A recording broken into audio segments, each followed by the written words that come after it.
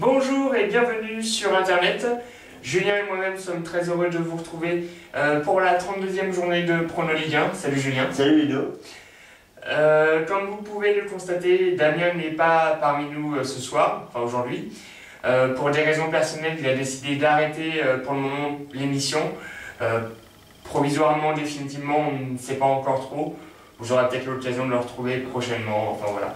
Nous sommes toujours ici pour vous sur Internet, pour la Ligue 1. Alors donc juste avant d'attaquer l'émission, je vous rappelle que vous pouvez retrouver sur la page Prono Ligue 1 Facebook le classement après la 31e journée. Vous allez également avoir maintenant les résultats des matchs justement donc de la 31e journée, avec également le score du match retardé Marseille-Montpellier, qui s'est soldé par un 3-1 pour Montpellier. Et ils reprennent 3 points d'avance au classement sur le Paris Saint-Germain.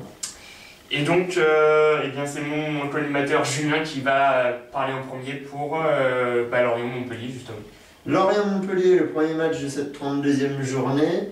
On parlera des horaires un peu et des dates un peu bizarres tout à l'heure. Je vois une victoire logique de Montpellier face à Lorient sur le score de 3-1. Montpellier fonctionne bien, du coup on a la victoire face à Marseille. Je vois exactement le même score et en plus c'est Lorient, donc voilà, faut pas déconner. Effectivement, ton raisonnement est logique. Je suis sur la même voie que toi. Bon, peut-être un soir un peu moins parce que bon, ils ont eu le match mercredi. Comme le disait Julien, ça aura lieu dimanche, on en reparlera. Donc bon, il y a un court délai. Donc je vois seulement un 2-1, mais quand même une victoire. Lille-Ajaccio. Lille-Ajaccio, eh bien je vois un score net et sans bavure, victoire lilloise, 3-0 face à cette équipe d'Ajaccio.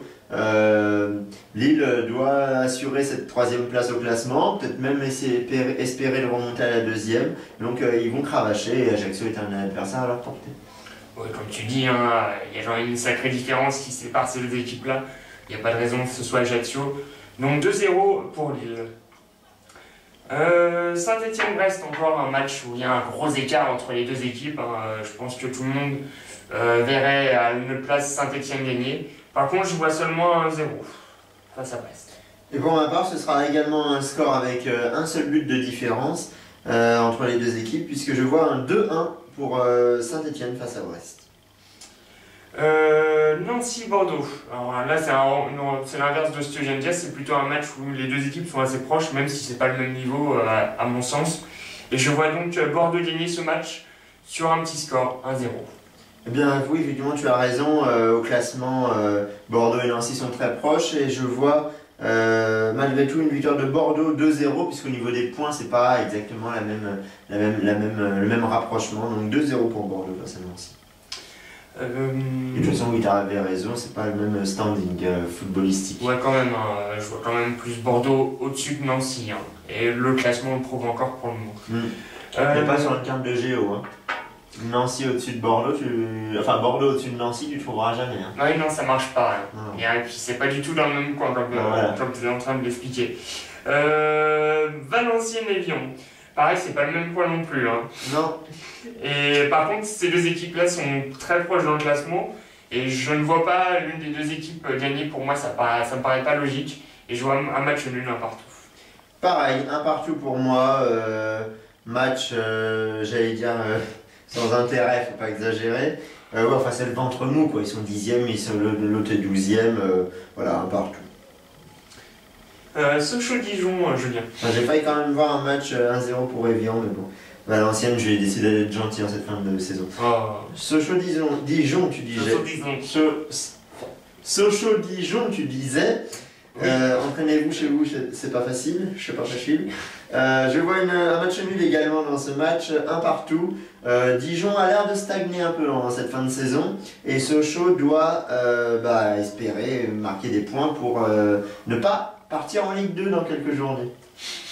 Ouais, ça fait peur. Hein. C'est la première rencontre où on n'est pas d'accord sur l'issue du match. Dijon, moi, un petit peu de mal, mais je vois quand même Dijon gagner cette rencontre.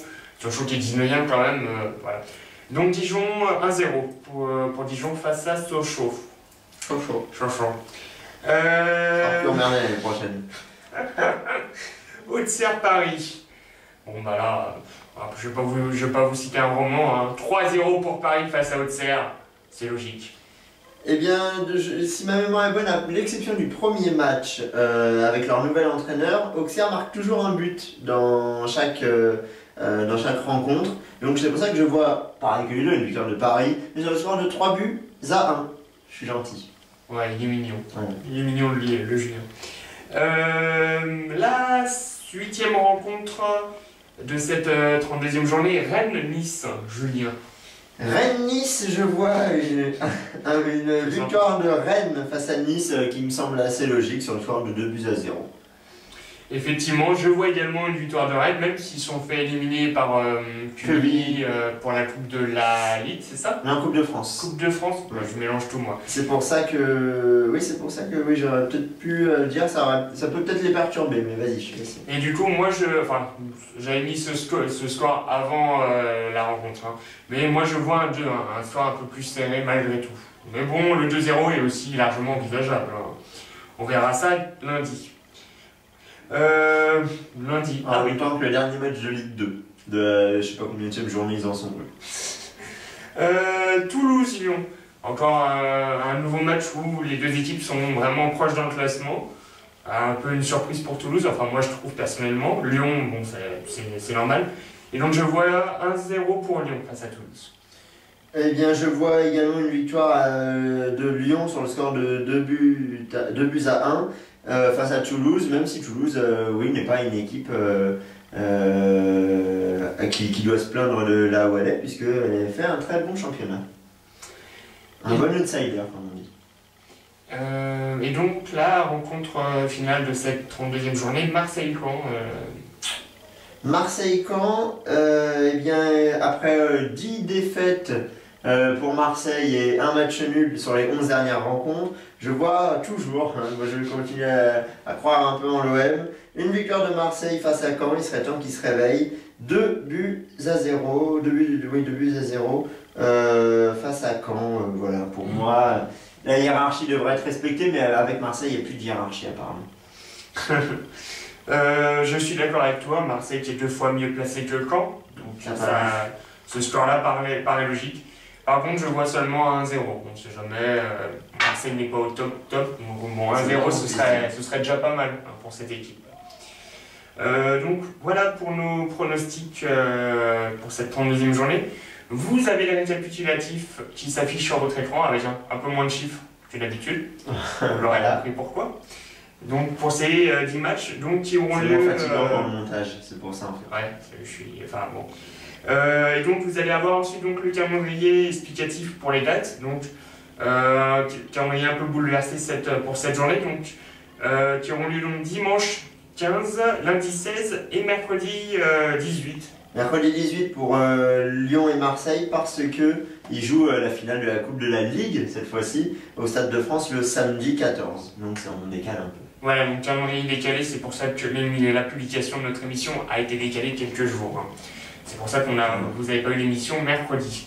Par contre, détail important, nous on se retrouve mercredi prochain, comme d'habitude en principe, hein, pour vous pronostiquer, donc mercredi, non, ce sera peut-être pas mercredi justement, enfin vous verrez, ça sera la semaine prochaine, pour vous pronostiquer la 33e journée, hein. Ouais, Toujours au rendez-vous, toujours sur internet.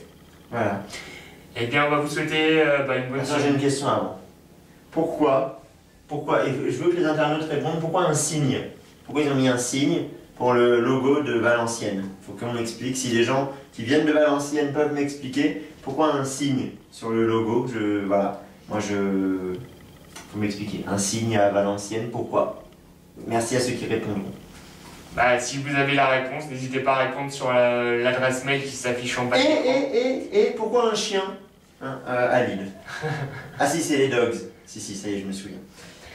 Eh bien, bonne semaine à vous, bon match, on se retrouve la semaine prochaine, même lieu, même heure. À bientôt. Salut.